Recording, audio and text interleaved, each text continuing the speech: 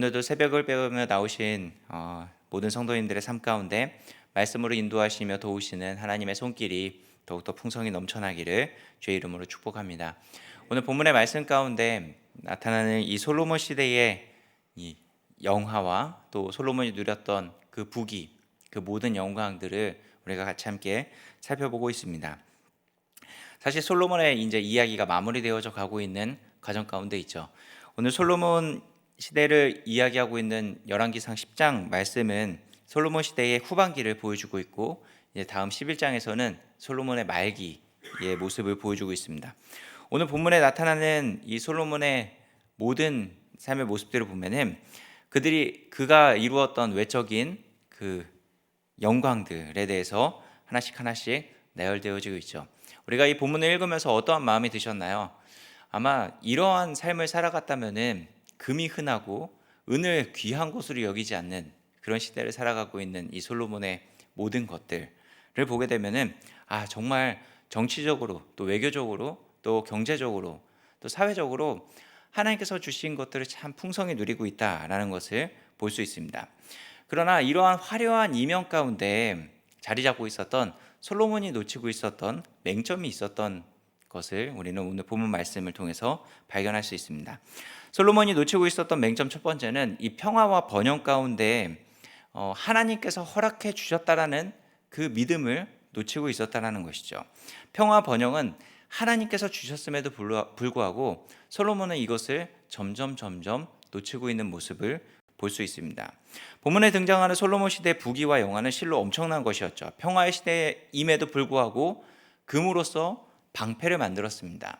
그러니까 이 전쟁에 쓰기 위해서 금으로 방패를 만든 것이 아니라 그냥 장식용으로 금으로 방패를 만들고 있었죠.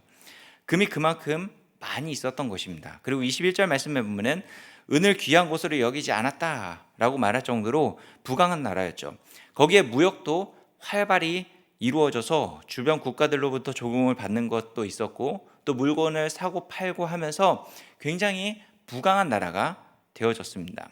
정치, 경제, 무역, 외교 어느 것 하나 빠지지 않고 엄청난 부와 영광을 누렸죠.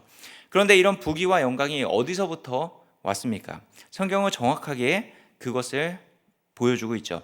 오늘 본문 24절 말씀 보면은 온 세상 사람들이 다 하나님께서 솔로몬의 마음에 주신 지혜를 들으며 그의 얼굴을 보기를 원하여라고 말씀하고 있습니다.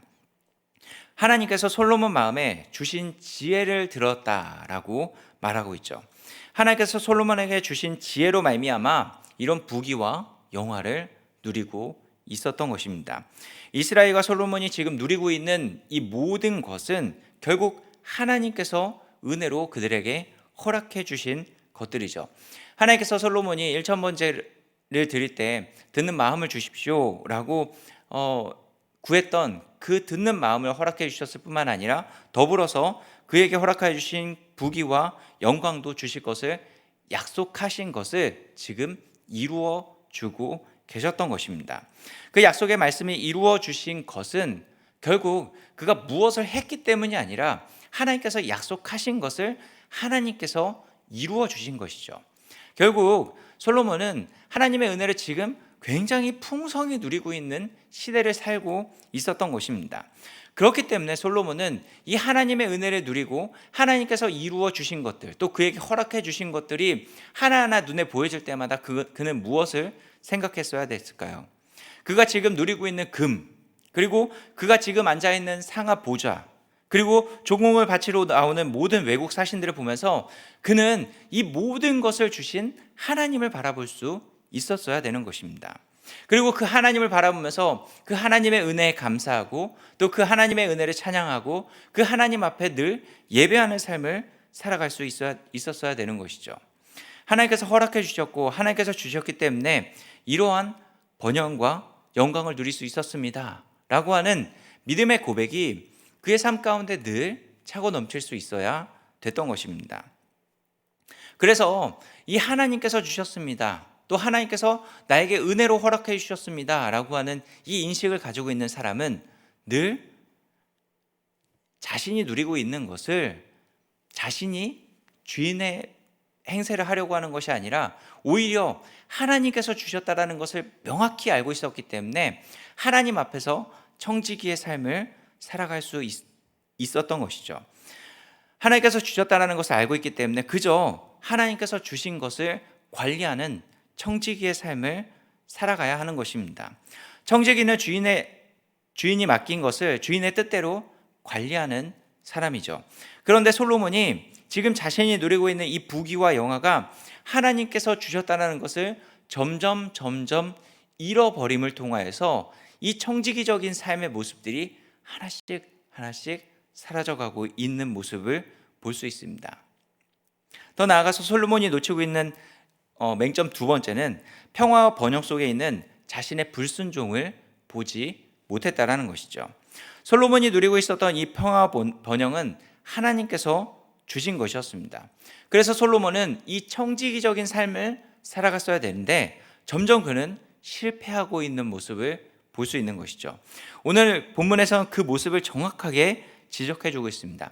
우리 본문 27절 28절 말씀 보면은 왕이 예루살렘에서 은을 돌같이 흔하게 하고 백향목을 평지에 뽕나무같이 많게 하였더라. 솔로몬의 말들은 애굽에서 들여왔으니 왕의 상인들이 값을 주고 산 것이며 라고 말씀하고 있죠.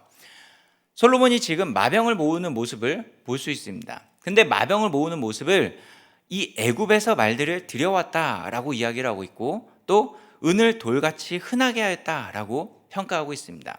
이 평가는 군사력과 경제력이 뛰어난 모습을 평가하고 있는 것처럼 보여지죠.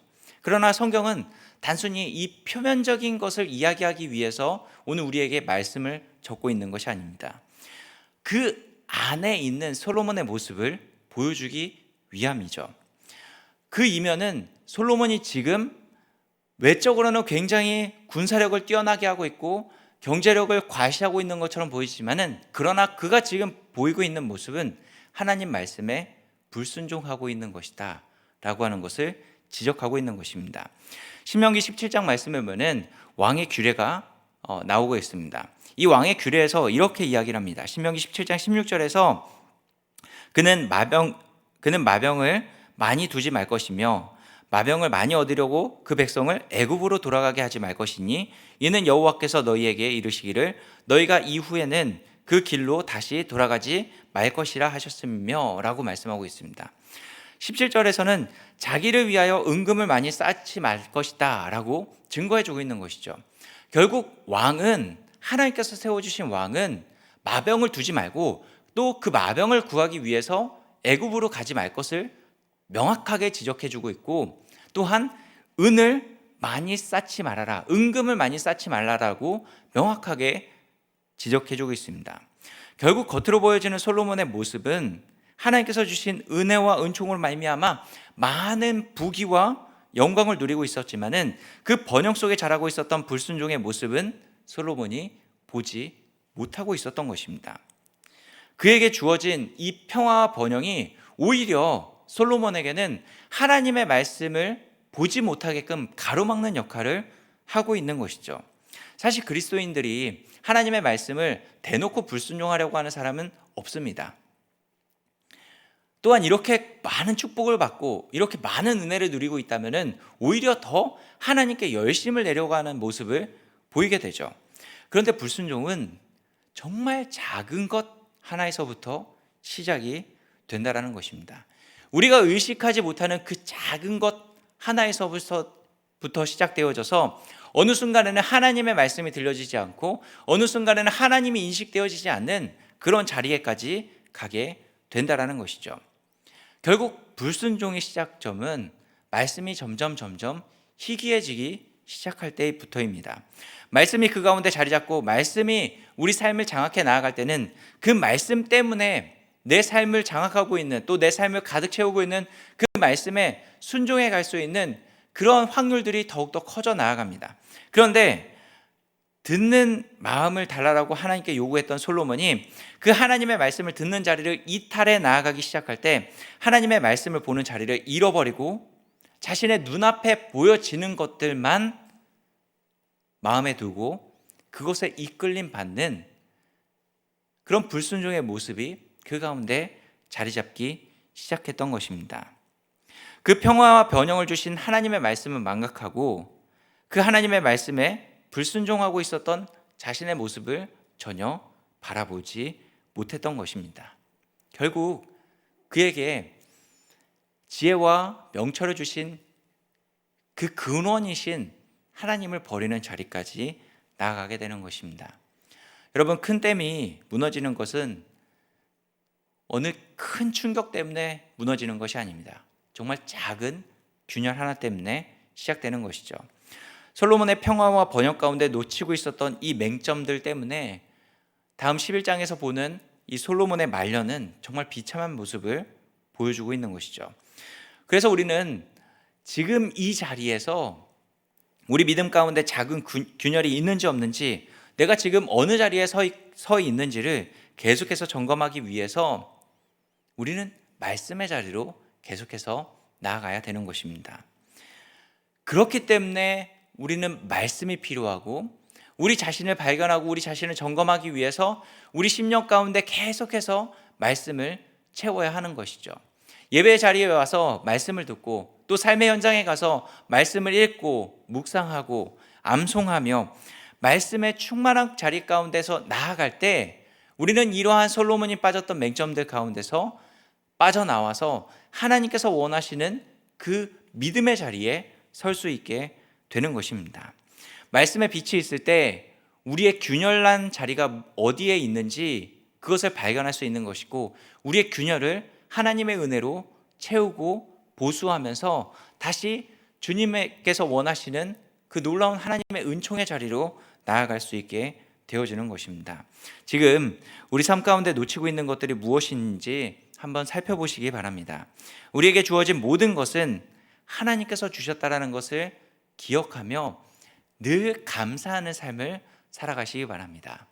우리가 누리고 있는 모든 것은 하나님께서 주신 것입니다. 그렇기 때문에 우리는 그 자리에서 주인 행사를 하는 것이 아니라 청지기의 모습대로 하나님 앞에 서 있을 수 있어야 되는 것이죠. 그 청지기의 삶을 살아가면서 정말 작은 불순종의 모습도 깨닫고 회개하면서 다시 사명의 걸음을 걸어가는 우리 모두가 되어지기를 주의 이름으로 축복합니다. 우리 같이 함께 말씀 듣고 기도할까요?